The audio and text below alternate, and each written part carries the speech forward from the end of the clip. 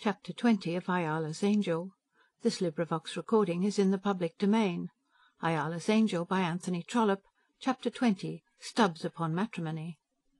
Before that evening was over, or in the course of the night it might be better said, as the two men sat up late with their pipes, Hummel told his friend the Colonel exactly what had taken place that morning over at Glenbogey. "You went for the purpose, of course?" asked the Colonel. "For an off chance?" "I know that well enough. I never heard of a man's walking 12 miles to call upon a young lady, merely because he knew her father, and when there is to be a second call within a few weeks, the first having not been taken in very good part by the young lady's friends. My inquiring mind told me that there was something more than an old family friendship." "Your inquiring mind saw into the truth."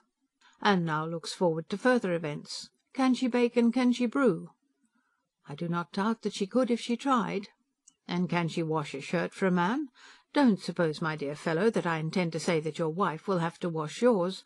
Washing a shirt, as read in the poem from which I am quoting, is presumed to be simply emblematic of household duties in general." "I take all you say in good part, as coming from a friend." "I regard matrimony," said the Colonel, "as being altogether the happiest state of life for a man. Unless he be engaged to some lovely creature, in whom one can have perfect confidence, may be a thought happier.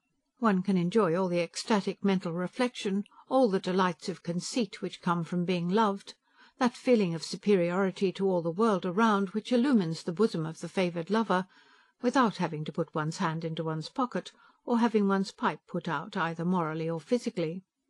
The next to this is matrimony itself, which is the only remedy for that consciousness of disreputable debauchery, a savour of which always clings, more or less strongly, to unmarried men in our rank of life.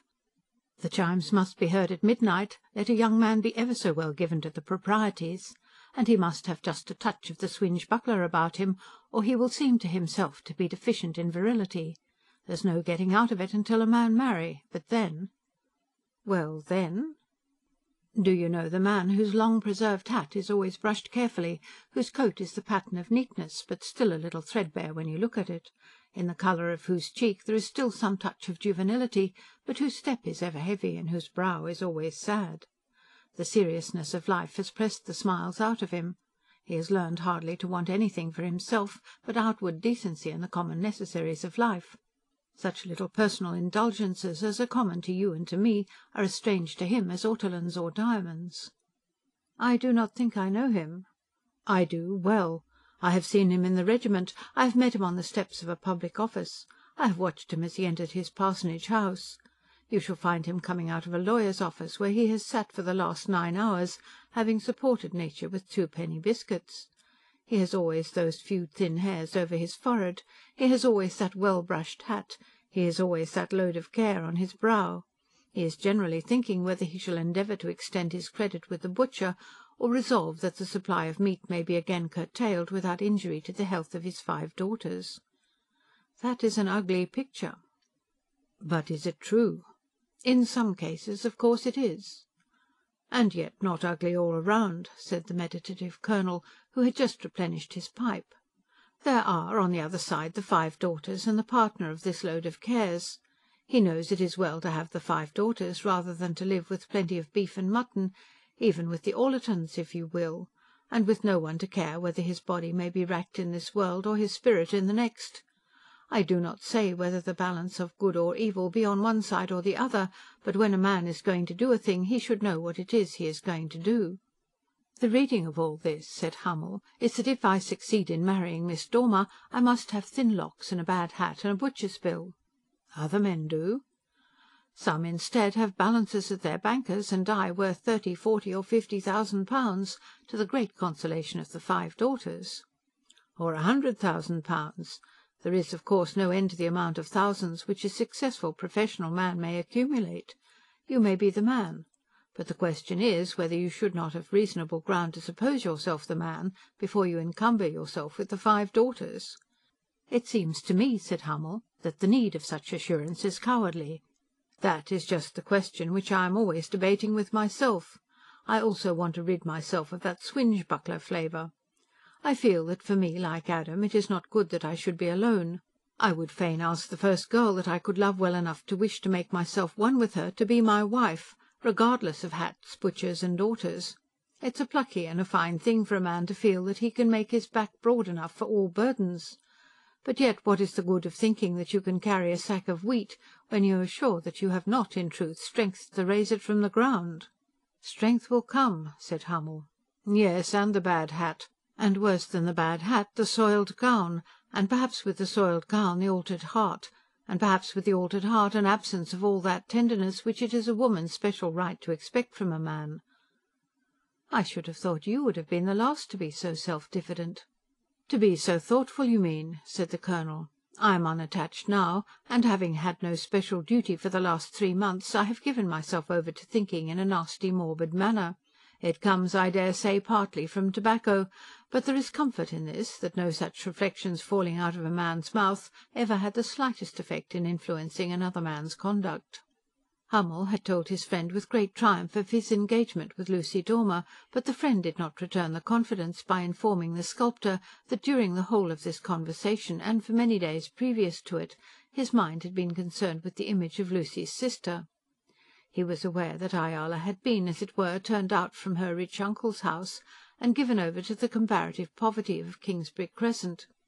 He himself, at the present moment, was possessed of what might be considered a comfortable income for a bachelor. He had been accustomed to live almost more than comfortably, but having so lived, was aware of himself that he had not adapted himself for straitened circumstances. In spite of that advice of his as to the brewing, baking, and washing capabilities of a female candidate for marriage, he knew himself well enough to be aware that a wife red with a face from a kitchen fire would be distasteful to him. He had often told himself that to look for a woman with money would be still more distasteful.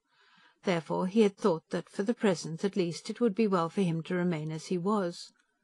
But now he had come across Ayala, and though in the pursuance of his philosophy he had assured himself that Ayala should be nothing to him, yet he found himself so often reverting to this resolution that Ayala, instead of being nothing, was very much indeed to him. 3 days after this, Hummel was preparing himself for his departure immediately after breakfast. "What a beast you are to go," said the Colonel, "when there can be no possible reason for your going." "The 5 daughters and the bad hat make it necessary that a fellow should do a little work sometimes." "Why can't you make your images down here?" "With you for a model, and mud out of the caller for clay." "I shouldn't have the slightest objection. In your art you cannot perpetrate the atrocity of my colour, as the fellow did who painted my portrait last winter. If you will go, go, and make busts at unheard-of prices, so that the 5 daughters may live for ever on the fat of the land. Can I do any good for you by going over to Glenbogey?" "If you could snub that Mr. Traffic, who is of all men the most atrocious." "The power doesn't exist," said the Colonel, "which could snub the Honourable Septimus. That man is possessed of a strength which I thoroughly envy, which is perhaps more enviable than any other gift the gods can give. Words cannot penetrate that skin of his. Satire flows off him like water from a duck. Ridicule does not touch him. The fellowest abuse does not succeed in inflicting the slightest wound. He has learnt the great secret that a man cannot be cut who will not be cut. As it is worth no man's while to protract an enmity with one such as he suffers from no prolonged enmities. He walks unassailable by any darts, and is, I should say, the happiest man in London." "Then I fear you can do nothing for me at Glenbogey. To mollify Aunt Emmeline would, I fear, be beyond your power. Sir Thomas, as far as I can see, does not require much mollifying." "Sir Thomas might give the young woman 1,000 or 2. "That is not the way in which I desire to keep a good hat on my head," said Hummel, as he seated himself in the little carriage which was to take him down to Callerfoot. The Colonel remained at Drumcaller till the end of September, when his presence was required at Aldershot, during which time he shot a good deal, in obedience to the good-natured behests of Lord Glentower, and in spite of the upturned nose of Mr. Traffic. He read much and smoked much, so that as to the passing of his time there was not any need to pity him, and he consumed a portion of his spare hours in a correspondence with his aunt, the Marchesa, and with his cousin Nina. One of his letters from each shall be given, and also one of the letters written to each in reply. Nina to her cousin the Colonel. "My dear Jonathan, Lady Albury says that you ought to be here, and so you ought. It is ever so nice. There is a Mr. Ponsonby here, and he and I can beat any other couple at lawn-tennis. There is an awning over the ground, which is such a lounge. Playing lawn-tennis with a parasol, as those Melcombe girls did, is stupid. They were here, but have gone. One, I am quite sure, was over head and ears in love with Mr. Ponsonby. These sort of things are always all on one side, you know. He isn't very much of a man, but he does play lawn tennis divinely. Take it altogether, I don't think there's anything out to beat lawn tennis. I don't know about hunting, and I don't suppose I ever shall. We have tried to have Ayala here, but I fear it will not come off. Lady Albury was good-natured, but at last she did not quite like writing to Mrs. Dossett. So Mamma wrote, but the lady's answer was very stiff. She thought it better for Ayala to remain among her own friends. Poor Ayala! It is clear that a knight will be wanted to go in armour to get her out of prison. I will leave it to you to say who must be the knight. I hope you will come for a day or two before you go to Aldershot. We stay till the 1st of October. You will be a beast if you don't. Lady Albury says she never means to ask you again. "Oh, Stubbs," said Sir Harry. "Stubbs is one of those fellows who never come if they're asked." Of course we all sat upon him. Then he declared that you were the dearest friend he had in the world, but that he never dared to dream that you would ever come to Stalham again. Perhaps if we can hit it off at last with Ayala, then you would come. Mamma means to try again. Your affectionate cousin, Nina. The Marchesa Baldoni to her nephew, Colonel Stubbs. My dear Jonathan, I did my best for my protégée, but I'm afraid it will not succeed. Her aunt, Mrs. Dossett, seems to think that as Ayala is fated to live with her, Ayala had better take her fate as she finds it. The meaning of that is that if a girl is doomed to have a dull life, she had better not begin it with a little pleasure. There is a good deal to be said for the argument, but if I were the girl I should like to begin with the pleasure and take my chance for the reaction. I should perhaps be vain enough to think that during the preliminary course I might solve all the difficulty by my beaux yeux. I saw Mrs. Dossett once, and now I have had a letter from her. Upon the whole, I am inclined to pity poor Ayala. We are very happy here. The Marquess has gone to Como to look after some property he has there. Do not be ill-natured enough to say that the two things go together, but in truth he is never comfortable out of Italy. He had a slice of red meat put before him the other day, and that decided him to start at once. On the 1st of October we go back to London, and shall remain till the end of November. They have asked Nina to come again in November, in order that she may see our hunt. I know that means that she will try to jump over something and have her leg broken. You must be here and not allow it. If she does come here, I shall perhaps go down to Brighton for a fortnight. Yes, I do think Ayala Dormer is a very pretty girl, and I do think also that she is clever. I quite agree that she is ladylike. But I do not therefore think that she is just such a girl as such a man as Colonel Jonathan Stubbs ought to marry. She is one of those human beings who seem to have been removed out of this world and brought up in another.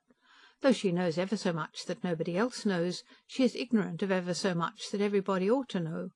Wandering through a grove, or seated by a brook, or shivering with you on the top of a mountain, she would be charming. I doubt whether she would be equally good at the top of your table, or looking after your children, or keeping the week's accounts. She would tease you with poetry, and not even pretend to be instructed when you told her how an army ought to be moved. I say nothing as to the fact that she hasn't got a penny, although you are just in that position which makes it necessary for a man to get some money with his wife. I therefore am altogether indisposed to any matrimonial outlook in that direction. Your affectionate aunt, Beatrice Baldoni. Colonel Stubbs to his cousin Nina. Dear Nina, Lady Albury is wrong. I ought not to be at Stalham. What would I do at Stalham at this time of year, who never shoot partridges, and what would be the use of attempting lawn tennis, when I know I should be cut out by Mr. Ponsonby? If that day in November is to come off, then I'll come and coach you across the country. You tell Sir Harry that I say so, and that I will bring 3 horses for 1 week.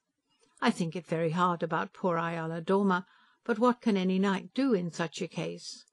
When a young lady is handed over to the custody of an uncle or an aunt, she becomes that uncle and aunt's individual property. Mrs. Dossett may be the most noxious dragon that ever was created for the mortification and general misery of an imprisoned damsel, but still she is omnipotent. The only knight who can be of any service is one who will go with a ring in his hand, and absolutely carry the prisoner away by force of the marriage service. Your unfortunate cousin is so exclusively devoted to the duty of fighting his country's battles that he has not even time to think of a step so momentous as that. Poor Ayala! Do not be stupid enough to accuse me of pitying her, because I cannot be the knight to release her. But I cannot but think how happy she would be at Stalham, struggling to beat you and Mr. Ponsonby at lawn tennis, and then risking a cropper when the happy days of November should come round. Your loving cousin, J.S. Colonel Stubbs to the Marchesa Baldoni. My dear Aunt, your letter is worthy of the Queen of Sheba, if, as was no doubt the case, she corresponded with King Solomon. As for Ayala's fate, if it be her fate to live with Mrs. Dossett, she can only submit to it. You cannot carry her over to Italy, nor would the Marchese allow her to divide his Italian good things with Nina. Poor little bird! She had her chance of living amidst diamonds and banknotes with the Tringle millionaires, but threw it away after some fashion that I do not understand. No doubt she was a fool, but I cannot but like her the better for it. I hardly think that a fortnight at Stalham, with all Sir Harry's luxuries around her, would do her much service. As for myself, and the top of my table, and the future companion who is to be doomed to listen to my military lucubrations, I am altogether inclined to agree with you, seeing that you write in a pure spirit of worldly good sense. No doubt the Queen of Sheba gave advice of the same sort to King Solomon. I never knew a woman to speak confidentially of matrimony otherwise than as a matter of pounds, shillings, and pence. In counsels so given, no word of love has ever been known to creep in. Why should it, seeing that love cannot put a leg of mutton into the pot? Don't imagine that I say this in a spirit either of censure or satire. Your ideas are my own, and should I ever marry, I shall do so in strict accordance with your tenets, thinking altogether of the weekly accounts, and determined to eschew any sitting by the sides of brooks. I have told Nina about my plans. I will be at Stalham in November to see that she does not break her neck. Yours always, J.S. End of chapter 20.